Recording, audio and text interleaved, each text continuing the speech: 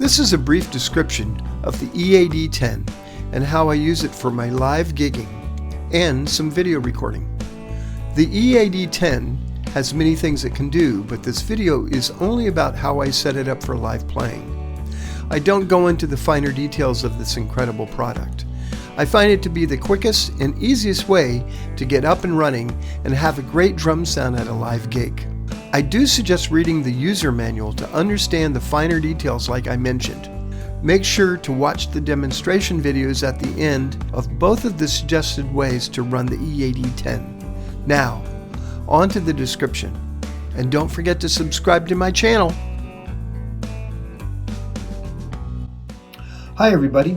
I thought I would show you my EAD10 and how I use it to mic my drums for either front of house or the PA, or just to get my in-ear monitors with the drum mix. Easy, quick, and done.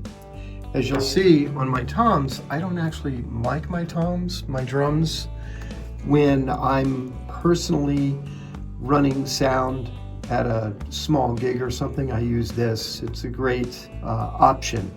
What EAD means is it's an electronic acoustic drum module. I only use one sound on this thing, and it's called Studio Rev. I'll show you that in a second. But basically, I'm going to show you the concept of the EAD10.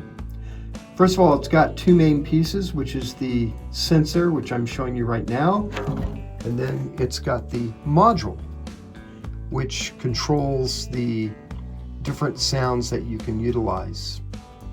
Now, on the sensor unit, it's got two microphones on top here, as you can, well, I think you can see right there. So what this does, it attaches to the top of your bass drum hoop, and it does two things. It triggers off the bass drum with A, which goes into the module here. I'll show you the back in a second. And then B actually is the microphones. So that's what I use mainly on this system. I call it an underhead instead of an overhead. You know, on overheads you usually see two microphones that are on boom stands above your drum kit. Well, this one is actually amongst the drums, the bass drum, the toms, the floor tom, the snare drum, and it even picks up cymbals, as you'll see. I'm going to show a demo at the end of this video, which gives you the two ways that I operate this system. Really easy. So as you see over here, A is only used for the bass drum trigger. B is used for the microphone. And it goes into the drum module here in the back. And then as you can see, I think, A and B are right there.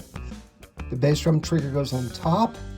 The B module, which is the two microphones, goes in the bottom. And then I am using a snare trigger. It's the Yamaha DT50S drum trigger. And then for an out, as you can see, the red plug goes to the PA, and it goes into one channel. It only takes up one channel, where a lot of times drums can take up 5, 6, 7, 8 channels, depending on how many mics. This is just one channel. And that's the beauty of this thing. So what I use it mainly for is to monitor my drums through my in-ear monitor. Since I'm using two in-ear monitors, I used to use one, damaged my hearing, so now I use two. And the way I get my drum sound is from this into my in-ear monitor mix. Works great. Now, if the front of house guy wants to use the mix from this, great. I've actually done some recordings where I'll have individual mics off the guitars, off the keyboards, off the bass, and the drums, instead of having an overhead, I use this, and it works great. Sometimes there'll be a snare mic, and I will say that I do send out a bass drum feed. I use the Shure Beta 91A, and you can use any mic of your choice, and that goes out to a separate channel for the front of house so they can control your bass drum mix. Anyway, that's how I use it, and it works great. So over to the module, I'm going to turn it on. Like I said, this is the module, this is the sensor. So as you can see, the scene here is Studio Rev. You just dial this whichever, you can create your own scenes. The reason I like Studio Rev is because it's just a raw sound, and I don't use any effects. Over here you can certainly use a reverb effect. I turn it off, and the effect here, the middle button, it's got a separate reverb effect here, but in effects here, one of the main things a lot of drummers use is compression. I don't use any. I just want a raw drum sound, and you'll hear that at the end of this video. Trigger, I pretty much keep off. The volume, I keep about 12. You can do 12 to 2 o'clock, depending on how much feed you want to send the front of house guy. I don't use the click, and you could go through to see what kind of effects you use. Like if you click effect here, you'll notice it's straight to compression. You can change that effect to delay. You can change it to flanger. I don't need to do any of that, so I'm just going to hit bypass and get out. And basically, that is it. Like I said, this goes out to the front of house mix. Or if you're in a recording situation, which I do, I have this going into a recorder using a 1/8 inch. Let's see where it is. Here it is here. And I use that going into a small MP3 wave recorder. I use a Tascam DR5OX. Doesn't matter, it's about $100. No big deal. I prefer that. You can use this into a USB drive. You can plug the USB drive into the back of the unit as noted. Make sure to use a brand new USB flash drive. I use a 64 gigabyte SanDisk specifically. However, like I mentioned before, I prefer to use a Tascam recorder coming off of the output jack of the EAD10. I use a special cable that's a 1/4 inch mono on one side, and on the other side is a 1/8 inch TRS plug that plugs directly into my Tascam recorder.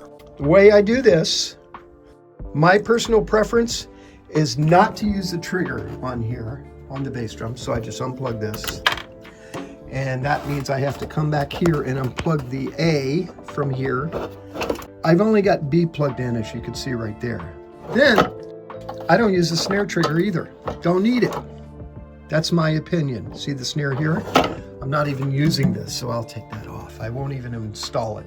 So what you'll see at the end of this video is, first, with everything plugged in, A, B, the triggers into the module, you'll see that. And then I play another video with just the B.